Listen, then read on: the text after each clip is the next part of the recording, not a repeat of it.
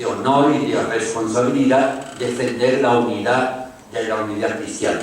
Por eso que convocó las llamadas dietas en 3 ciudades diferentes. Estas dietas eran como asambleas que podían tener poder legislativo, podían dar leyes. En la primera invitaron a Lutero, pero ni él convenció a los demás, ni los demás le convencieron a él, así es que al final él se retira, al final permanece escondido en el castillo de Warburg, y el Papa entonces era ya León X, proclama el Exsurge Domine, atacando entonces a Lutero y excomulgándolo.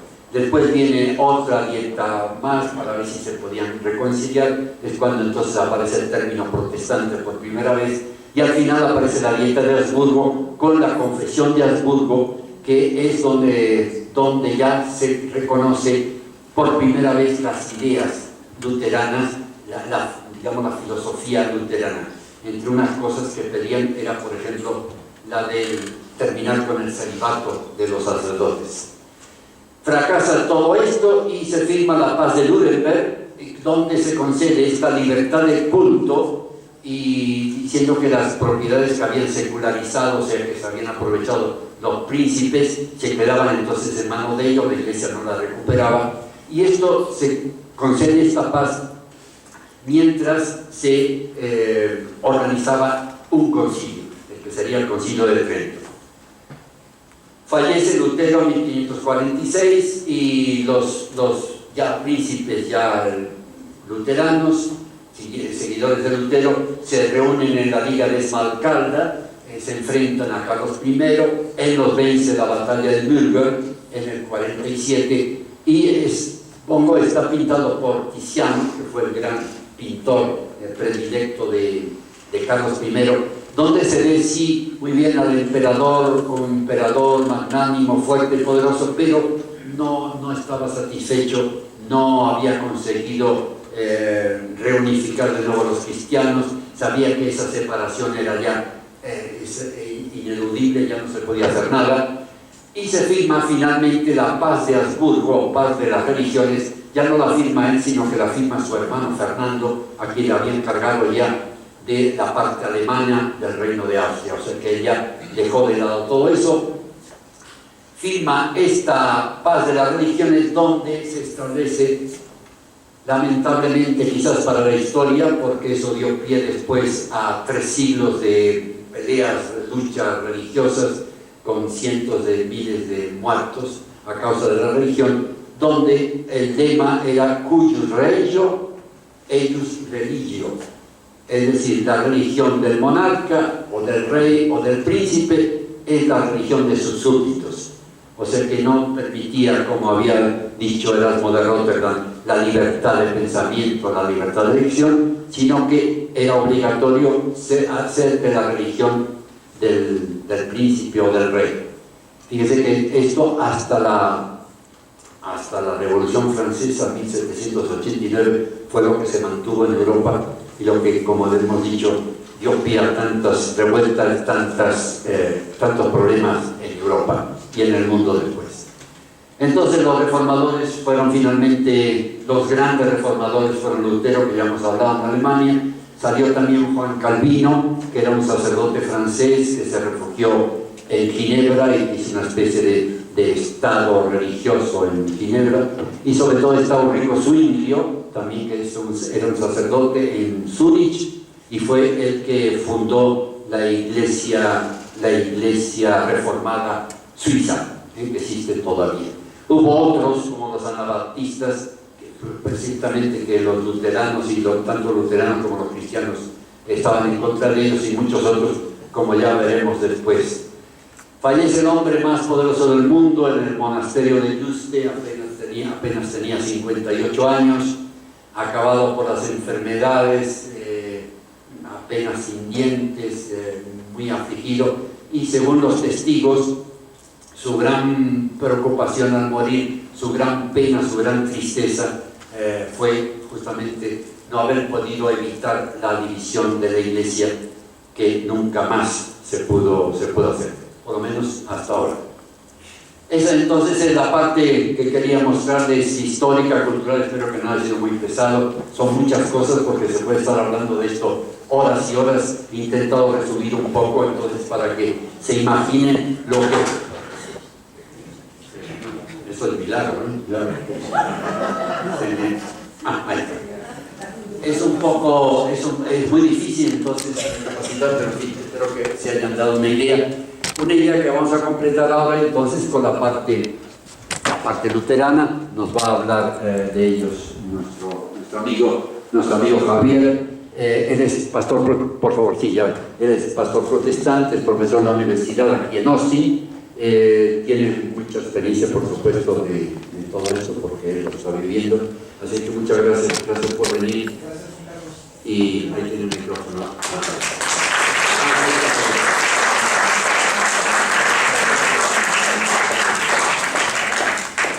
Gracias. Juan Carlos, ¿se oye bien, verdad? Sí, se oye bien. Es un gusto estar con ustedes esta tarde, esta noche. Vivo en Austin, soy del Valle de Texas, de un pueblito que se llama San Juan, al lado del FAR, McAllen, PSJA, High School. Ahí estudié de joven. Y no siempre vengo a San Antonio, pero San Antonio lleva un lugar muy especial en mi corazón, porque yo fui pastor luterano aquí en el sur de San Antonio, por la calle Flores, Trinity Lutheran Church, unos 4 años en los años 90. Y fueron unos años muy, muy especiales, muy lindos. Conocí a una gente muy linda, muy cariñosa, y dejé muchas amistades aquí en San Antonio. Así que estoy contento de esa historia mía y de estar con ustedes compartiendo un poco de tiempo y un poco de mi historia. Juan Carlos comentó sobre la dieta de Worms, y los alemanes, mis amistades alemanes, dicen que la dieta de gusanos no se ve muy atractivo, pero con la cerveza alemana todo sabe sabroso. Allá ellos, pero eso es lo que me cuentan. Entonces, gracias Juan Carlos, porque dio un buen resumen de la historia luterana. Entonces yo solo voy a tocar unos puntos quizás más teológicos que históricos, para ponerle un punto teológico a la conferencia. Como ven aquí, esos fueron los años de vida de Martín Lutero, y nació unos 9 años antes del encuentro de Colón con las tierras y que llegaron a llamarse América, y con los pueblos indígenas de estos continentes. Entonces esta es la época de su vida, de su formación. Y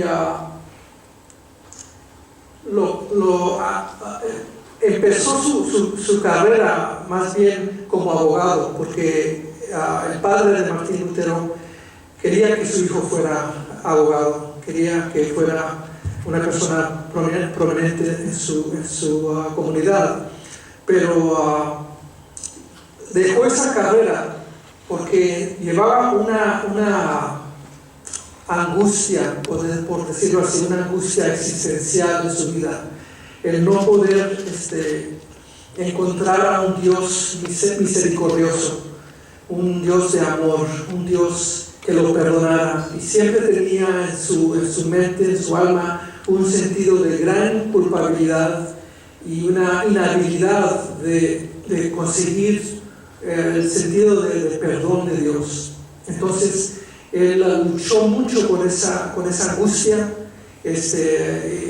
cumplió con todos los requisitos de su orden, fue sobresaliente en su estudio como estudiante, y llegó a ser profesor en la Universidad de Wittenberg. Pero esa angustia lo llevó a buscar a Dios, intentando llegar a conocer un poco de la gracia de Dios que no encontraba. Y enseñó en Wittenberg como profesor, y como comentaba Juan Carlos, clava las 95 tesis supuestamente el mito es que las clavó en las puertas de la iglesia Castillo de Wittenberg, Wittenberg se encuentra más o menos a 1 hora al sur de Berlín. Yo he viajado ese camino para llegar ahí. Y era la costumbre en ese tiempo de clavar peticiones, debates, puntos de debate en la puerta de la iglesia para invitar a la comunidad al ir a la iglesia. Leían, era como lo que llamamos hoy en día bulletin board, ¿no? Leían lo que estaba en la puerta, y entonces él clavó esas 95 tesis para invitar a la comunidad a un debate, sin darse cuenta que iba a ser la llama, ¿no? Que iba a empezar la reforma de la iglesia y que le iba a dar la historia que llegó a tener. Entonces, bueno, estos puntos son puntos teológicos de lo que él quiere argumentar con la iglesia, y Lutero siempre dijo que él no quería dividir la iglesia, él simplemente quería reformar la iglesia, pero la historia, como ya la conocemos, llegó a ser distinta. Y los puntos teológicos de los que él hablaba era el de la salvación o justicia por la fe, que fue algo clave para él cuando lo descubrió realmente al leer el libro de Romanos, capítulo 1, el versículo 17, que dice que el justo vivirá por la fe. Eso fue como que tuvo una epifanía en ese momento y descubrió que no tenía que trabajar o obrar para complacer a un Dios vengativo, por decirlo así, un Dios que no veía él como misericordioso o como un Dios de amor. Entonces él desarrolla el tema del sacerdocio universal de los fieles, de todo creyente, a base del bautismo, que todos en su teología, en su entendimiento del bautismo, que todo el creyente, el fiel, es un sacerdocio de Dios y lleva su vocación a través de sus dones, de su quehacer en el mundo, sea quien sea. Él decía que el que puede ser aún más fiel es el que barre las calles del pueblo, y mientras que lo haga bien para la gloria de Dios, está cumpliendo con su vocación de sacerdote. Era un ejemplo que daba él. También hablaba de la libre interpretación de la Biblia. Se reconoce este punto clave para él porque él fue el que tradujo la Biblia mientras estaba en el castillo de Wittenberg bajo la protección de un príncipe. Cuando era perseguido por la iglesia en esos tiempos, él tomó barco. A través de 6 o 8 meses que estuvo en ese castillo, él tradujo la Biblia de latín al alemán, y eso fue la base para que el pueblo alemán entonces pudiera leer la Biblia por su propia cuenta y darle su propia interpretación, que puede ser algo peligroso, ¿no? Pero y se consideraba algo peligroso, pero eso fue lo que también le dio al idioma alemán la fuerza de encontrar una unidad entre tantos dialectos, ¿no? Al escribirse la Biblia, al leer la Biblia, entonces el idioma alemán adquirió una fuente unificadora. Sí, entre es que mis apuntes están muy pequeños aquí. Los 2 sacramentos que él determina a través de su teología, que son los 2 sacramentos fundamentales, son el bautismo y la Eucaristía. Y siguen siendo los 2 sacramentos principales de la Iglesia luterana. Entonces, esa idea reformadora de Lutero fue lo que lo llevó a escribir 58 volúmenes, tenemos en el seminario de sus escritos. Pero eso fue lo que le dio la libertad que él estaba buscando, el sentido de que el justo vivirá por la fe, o sea, no por las obras. y al vivir por la fe, entonces el cristiano, el fiel, es libre para servir al prójimo y no tiene que obrar para conseguir o para complacer a un Dios negativo, un Dios que demanda complacerle, sino que es libre para servir al prójimo a través de sus dones, a través de su vocación. Es lo que él llega a llamar la libertad cristiana. Como mencionó Juan Carlos, a través de la imprenta Gutenberg se derrama, se expande, se dispersa todas sus ideas reformadoras, porque se van entonces imprimiendo y se van leyendo por todo el Principado de Alemania, por todo el reino, por todo el imperio. Y eso es la base del crecimiento del movimiento reformador. Entre estos años llega el movimiento protestante a cubrir estos países, que son los países escandinavos, nórdicos, hasta la Tierra del Hielo y la Tierra Verde del Norte. Entonces es Inglaterra incluso, con Enrique VIII, que llega a dejar o dejar la Iglesia romana como la Iglesia de Inglaterra. Se convierte él en el príncipe principal religioso de su imperio. Muy bien, porque como decía Juan Carlos, la indulgencia con Tetzel, que llegó a Werden-Wittenberg vendiendo las indulgencias, eso fue lo que le molestó mucho a Lutero, y entonces eso fue lo que él cuestionó muchísimo, y eso fue casi la fuente también de la reforma. Él que quiso debatir este punto de las indulgencias y el lugar teológico que se entendía o que se consideraba la Iglesia.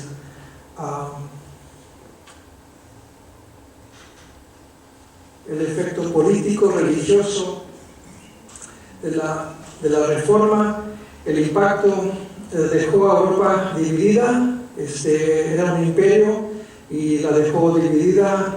Hubo, a consecuencia de ello, las guerras religiosas entre los romanos católicos y los protestantes. Estuvo en cuestión la autoridad del Papa, y eso ayudó a que los reyes cuestionaran la autoridad del Papa, cuestionaran su poder, su influencia, y eso lo lleva a formar las naciones, nation states, las naciones que conocemos ahora como las naciones modernas de Europa. También la reforma afectó mucho, influyó mucho el lugar de la educación del clero, del laico, de la familia, de los jóvenes, de los niños, y a través de esta reforma y contrarreforma o reforma romana católica, los misioneros entonces convirtieron a muchos de los no cristianos por todo el mundo. En la época, como dijo Juan Carlos, de Colón, los conquistadores en las Américas. Las ramas eclesiales como resultado de la reforma. Entonces, a base del judaísmo tenemos el ministerio de Jesucristo, que nos lleva luego al conflicto del Vaticano, de los papas, después del año 1000, y todo eso hacia luego Lutero, 1517, y a partir de toda esa reforma, de los debates teológicos, entonces nacen todas estas ramas eclesiales, ¿no?, que siguen hasta el presente.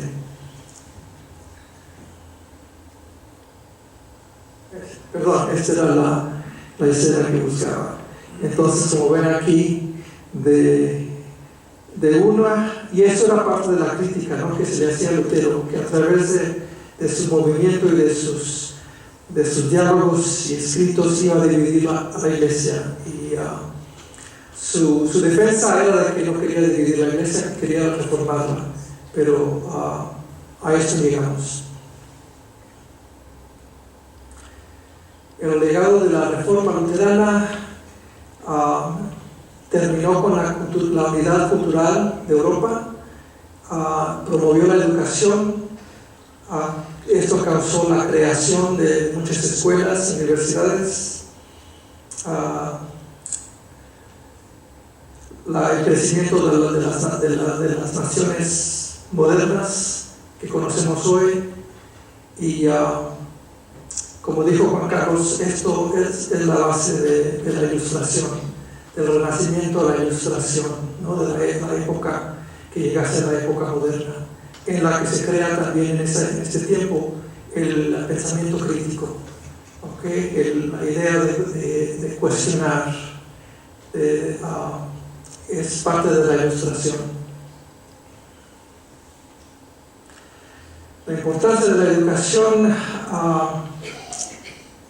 sí, como decía antes, los protestantes necesitaban entender la Biblia en su propio idioma. Entonces se traduce, se transmite, el idioma del alemán llega a ser algo unificador para el pueblo alemán. Los protestantes empiezan a crear estas escuelas como en Ginebra, y los jesuitas también responden con lo mismo. Esto es algo que va a llegar a ser algo muy importante en nuestra tradición, ¿no? El rol de la mujer y la importancia que Lutero le da a la mujer a través de sus escritos. Con esa idea de la vocación, entonces él le da esa perspectiva de que la mujer, a través de su vocación, es sacerdote, cumple con su vocación, y especialmente como madre y esposa le da un sentido de importancia y en cierto sentido le recobra dignidad a la mujer en ese oficio de madre y esposa. Y entonces esta es Catalina, su esposa, que fue monja, y junto con otras 8 monjas, creo, fueron 9 en total, dejaron a leer las escrituras de Lutero, dejaron el nunnery, en donde estaban, en donde cumplían sus vocaciones, y se casaron con clérigos. Y ella fue la última, y no se casaba con nadie menos con Lutero, así es que lo logró. Y hay un libro sobre la mujer reformadora de la Reforma en el siglo XVI. No lo he leído, pero lo voy a comprar porque quiero leer con más detalle, de Rebecca van der St. No sé cómo pronunciar su apellido, pero suena de los Países Bajos, suena Dutch. Entonces, si quieren leer sobre ese papel, ese rol que jugó la mujer en la Reforma, les recomiendo ese libro como posibilidad. Algo que es muy importante para los protestantes y que llegó a ser algo muy importante por la influencia y la habilidad que tuvo Lutero de escribir himnos, fue los himnos en el idioma del pueblo que transmiten la fe. Y todo lo que es la música protestante, los himnos de la iglesia, todo a base del idioma del pueblo, que es algo que yo reconozco y valoro como hispano, porque en el sur de Texas todos esos himnos clásicos protestantes se traducieron al español y fue parte de mi formación como joven. Castillo Fuerte es nuestro Dios, que se canta ahora en la Iglesia Romana Católica, es himno de Martín Lutero, que se tradujo del alemán a la Iglesia al español, y me imagino en otros idiomas. Entonces eso sigue siendo algo muy importante para la Iglesia protestante. Y como mencionó también Juan Carlos, la Reforma influye el papel del clero en cuanto al matrimonio y en cuanto a la habilidad de casarse y tener una familia. Y eso va a tener un impacto social muy fuerte en la reforma. Entonces los cleros se pueden casar y la mujer como esposa y madre tiene un lugar muy especial, dignificado, por decirlo así, por su vocación. Y esto también afecta lo que llaman en Alemania el Kinderschool, ¿no? La escuela de los niños. Todo eso a base de productos de la reforma, que sigue siendo algo muy valioso para todos. Y lo que se reconoce finalmente como las 5 solas de la reforma protestante de la Iglesia luterana, son las 5 solas, son el sentido de la salvación: solo por la gracia, solo por la fe, solo por Cristo, solo a través de la Escritura, y todo solo para la gloria y honra de Dios. Y estas 5 solas son siguen siendo las fuentes del protestantismo luterano y hasta el presente. Así es que le doy las gracias por su tiempo y por ser tan amables conmigo en esta noche.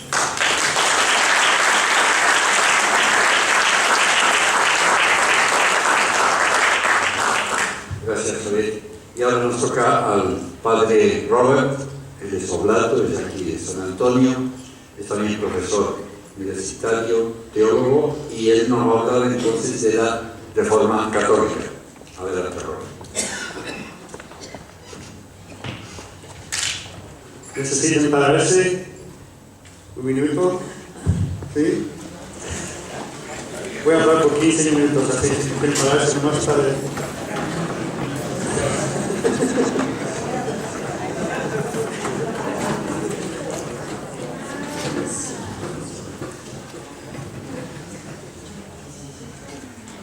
Porque ahora vamos a empezar la oración.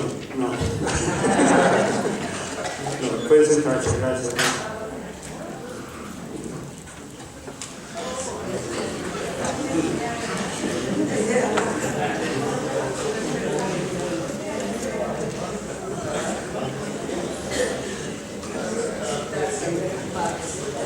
Bueno, voy a hablar sobre 3 puntos y no tengo ninguna foto, ninguna imagen, no más palabras, ¿ok? Así que aquí están. Y la panorama general de la Reforma Católica, que finalmente llega al Concilio de Trento en respuesta a Lutero y los demás, y luego lo que pasó después del Concilio, lo que dejaron en las manos del Papa en Roma. La panorama general ya se habló de varias de esas cosas. Ya había el movimiento por casi un siglo que se llama la devoción moderna, donde había gente que quería ya enfatizar una espiritualidad más íntima, más interna, y no basado solamente en las prácticas externas de oraciones que se repite o procesiones y todo esto, pero querían enfatizar más la interioridad del alma y la espiritualidad. Esto ya iba creciendo por un siglo. Ya se habló de Erasmo de Rotterdam, que empezó traduciendo la Biblia del griego y hebreo en latín, una Biblia crítica. No es esta.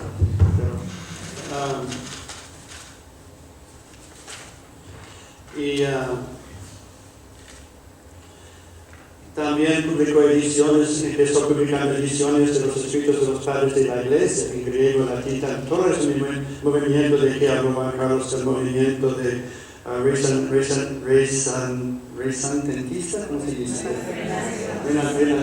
Del Renacimiento, ¿verdad? Así de buscar en la Biblia más cerca a los idiomas originales, los escritos de los padres en su propio idioma, regresar a esas fuentes, ¿verdad? Los grupos mendicantes, que son los franciscanos, los dominicos, otros grupos así parecidos, ya había movimientos de ellos también que querían hacer regresar a sus miembros a un estilo de vida más estricto, más riguroso, como en el principio, que así sería bien relajado un poquito, así serían observantes.